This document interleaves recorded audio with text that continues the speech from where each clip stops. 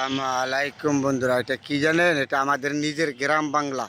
এই জমিগুলি দেখেন না, এগুলি হলো সম্পূর্ণ হলো তরকারি। এই সবজি চাষ করে কৃষকরা। এই মাঠগুলি ভর্তি সবজি তরকারি। এই যে বাড়িঘর, এগুলি হলো আপনার কারখল বলে, দুন্দুল, পোলতা, ভেন্ডি, এরপরে করলা, বিভিন্ন ধরনের ফসল কৃষকরা এগুলি মাঠের মধ্যে চাষ করছে। মাঠগুলি ভর্তি দেখছেন, এটা হলো সবজি খাত বলে। আমাদের কৃষকদের সর্বত্র বড় সম্পদ হলো এই কৃষিকাজ। এই কৃষকরা যদি এই সমস্ত ফসল না করে তাহলে কৃষক চলতে পারবে না। তাহলে কৃষকদেরকে আমরা মূল্যায়ন করে নিই। প্রচুর পরিশ্রম করে কৃষকরা এই সমস্ত সবজিগুলি তৈরি করা। এই যে মাঠের মেঝে দেয় না, পুরা মাঠ ভর্তি হইলো তরকারি, কারখল, করলা, ভেন্ডি, লাউ, বেগুন। কিন্তু কৃষকদেরকে আমরা সহযোগিতা করতে পারি নাই।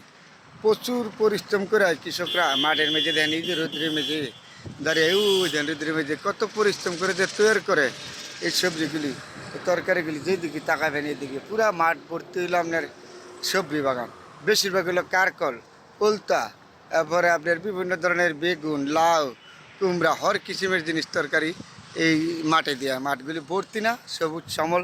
এটা হলো আমার নিজের জেলা শিবপুর, নরসিংদী জেলা।